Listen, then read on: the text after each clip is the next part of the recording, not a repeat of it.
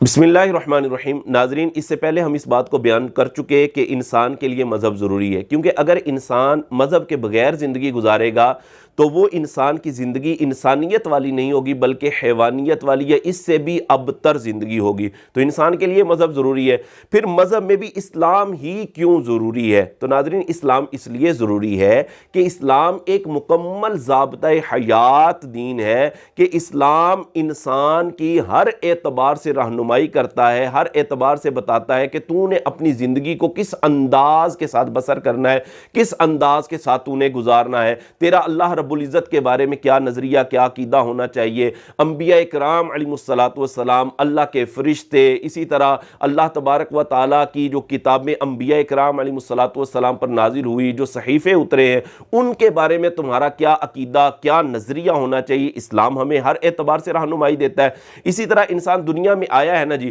تو انسان نے زندگی کو کیسے بسر کرنا ہے، انسان نے زندگی کو کیسے گزارنا ہے، تو اسلام زندگی کے ہر موڑ پر انسان کی رہنمائی کرتا ہے، اس کے لیے ایک قانون دیتا ہے، اس کے لیے ایک لا دیتا ہے، اس کے لیے ایک رستہ دیتا ہے۔ پھر انسان دنیا میں آیا ہے، اس نے دنیا سے جانا بھی ہے، تو لہذا موت کے حوالے سے انسان کا نظریہ کیا ہونا چاہیے، کیا اس کی سوچ ہونی چاہیے، قبر کے حوالے سے، حشر کے حوالے سے، قیامت کے حوالے سے، جنت اور دوزخ کے حوالے سے انسان کے نظریات کیسے ہونے چاہیے، یہ اسلام ہمیں بتاتا ہے، یہ اسلام ہمیں اس حوالے سے رہنمائی دیتا ہے۔ جبکہ اس کے برخلاف اگر دیکھا جائے، بقیہ جو ادیان ہیں، دیگر جو دین ہے، دیگر جو مذاہب ہیں، ان میں اس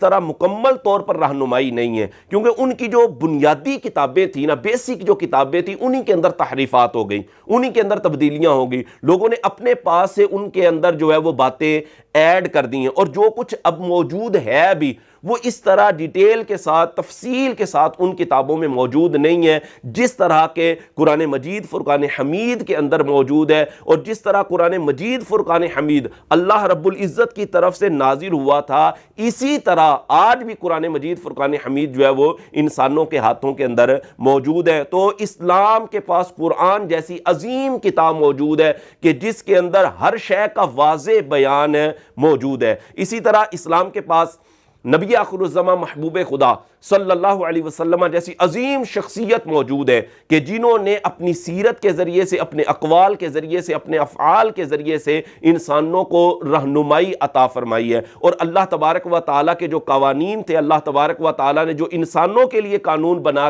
کر جو ہے وہ دیے تھے نبی پاک صلی اللہ علیہ وسلم کو، نبی پاک علیہ السلام نے ان قوانین کو ایسے انداز کے ساتھ سمجھایا ہے، اس انداز کے ساتھ سمجھایا کہ ہر انسان ان قوانین کو بآسانی سمجھ جاتا ہے۔ اور پھر انسان اگر ان قوانین کے مطابق زندگی گزارتا ہے، ان رولز کے مطابق زندگی گزارتا ہے، تو انسان کی زندگی نہ صرف انسانیت والی بلکہ اس سے بھی بڑھ کر جو ہے وہ زندگی ہوگی، اور انسان دنیا اور آخرت کے اندر کامیابی حاصل کرتا جائے گا۔ تو اسلام اس لیے ضروری ہے کہ اسلام ایک مکمل ضابطۂ حیات دین ہے کہ جس کے اندر ہر اعتبار سے رہنمائی موجود ہے، ہر طرح کے رولز موجود ہیں، قوانین موجود ہیں کہ انسان ان کے مطابق زندگی گزارے اور اپنی زندگی کو انسانیت والی زندگی بنائے اور دنیا اور آخرت کے اندر کامیابی کو حاصل کرے۔